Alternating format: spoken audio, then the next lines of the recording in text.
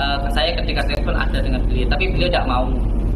Dari golongan jin yang memang diperintahkan oleh Allah untuk menjaga suatu tempat. Yang percaya sih, yang enggak kan gitu, simple. Kalau untuk sampai menduitkan masyarakat ini yang saya bongkar pasti. Udahlah, boy, eling-eling udahlah ya, kayak gitu. Maksudnya jangan sampai ada kayak ginian gitu, ntar malah jadi kalau disantet beneran gimana gitu. Tugas kita hanya menyampaikan ke telinga dia. Kalau dia memandang dengan pandangan mahabbah, dengan mungkin dia akan dengar nasihat saya. Tapi kalau kadang-kadang orang kan tidak bisa dinasihati.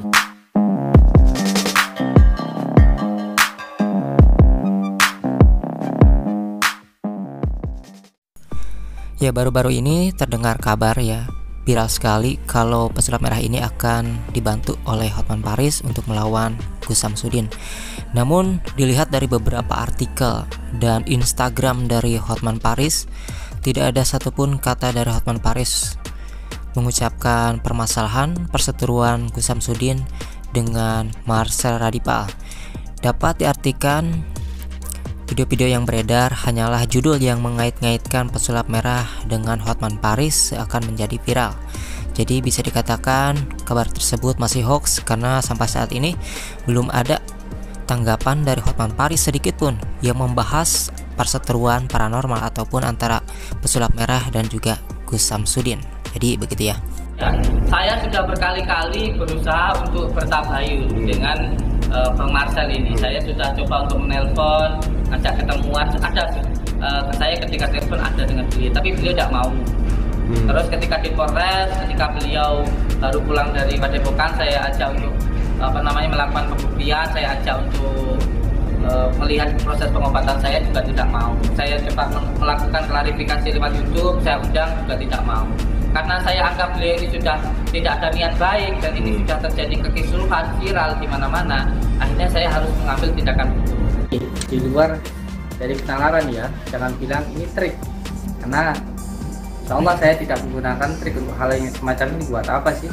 Gitu. Wong saya itu hidup-hidupkan oleh Tuhan. Saya makan pun juga satu piring pun juga cukup. Itu buat apa melakukan trik? Itu sama sekali tidak bisa. Ini bisa dipertanggungjawabkan ya, baik di sini maupun di akhirat nanti. Di tempat ini sendiri ada beberapa hal yang disebut dengan Rijalul Ghaib, atau orang Jawa bilang itu adalah dari golongan jin yang memang diperintahkan oleh Allah untuk menjaga suatu tempat, dan itu ada di tempat ini. Salah satunya tanda-tandanya ada itu, saya coba ke sana. Saya tidak memakai apapun ya, saya tidak memegang apapun. Kalau beliau pernah ke gunung, maka beliau insya Allah paham dengan hal ini, dan ini akan saya berikan kepada beliau.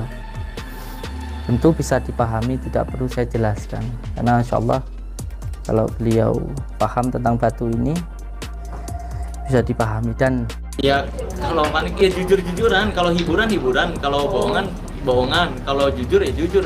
Bisa simpel itu kan. Sebenarnya kan yang terancam sama saya kan yang merugikan masyarakat, karena saya seriously sesama entertainer,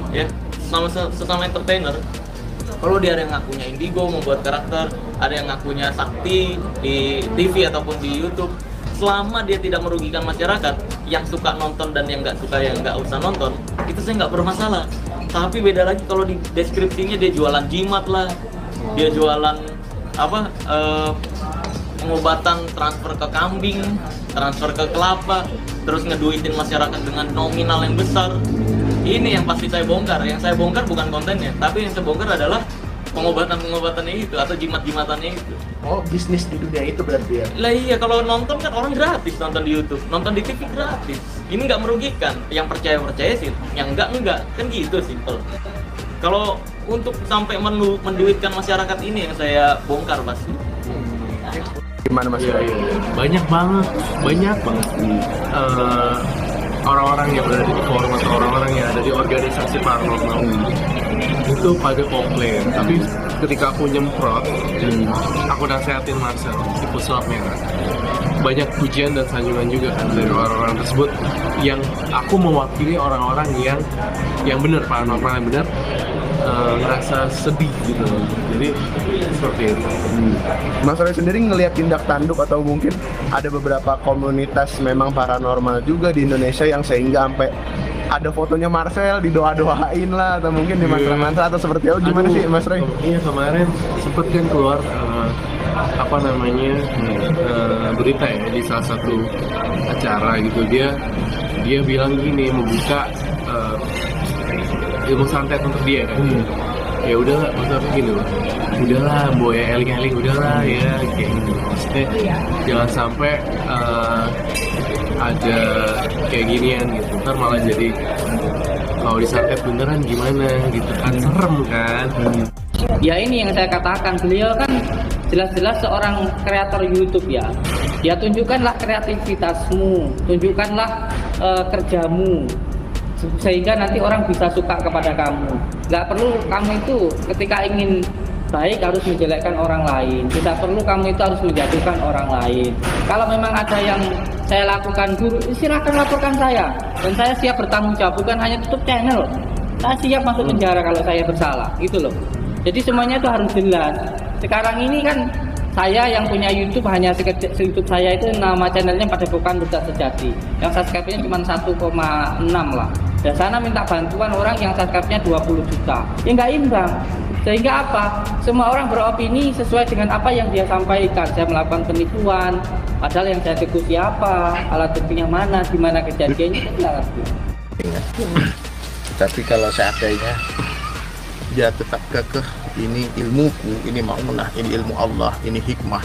Nah ini aku pikir serius ya. Masalah ini harus dinasihati benar-benar. Kalau bisa saya harus mau ketemu dia di mana, bisa ketemu Mas Samsudin, saya mau bicara. Mau ngapain Pak? Ada apa? Mudzakarah. Kita dakwah ini saling mengingati. Oke. Saya ngomong ini bukan berarti saya lebih baik dari beliau, tidak ya, bukan ya. Tapi kalau kesalahan yang dilakukan terang-terangan harus dinasihati terang-terangan. Ya, terserah dia mau terima apa enggak ya. Kita kan nggak bisa bagi hidayah orang. Tugas kita hanya menyampaikan ke telinga dia.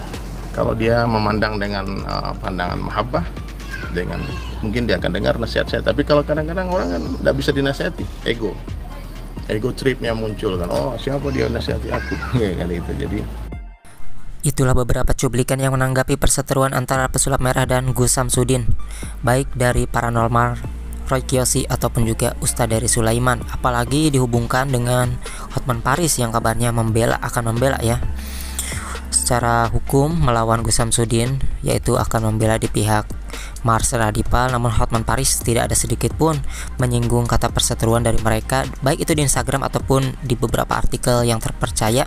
Dapat dikatakan jika Hotman Paris membela Marcel Adipal dalam masalah ini sudah buka suara itu adalah hoax, belum diketahui kebenarannya, hanya saja mencantumkan ataupun mengaitkan dengan nama Hotman Paris.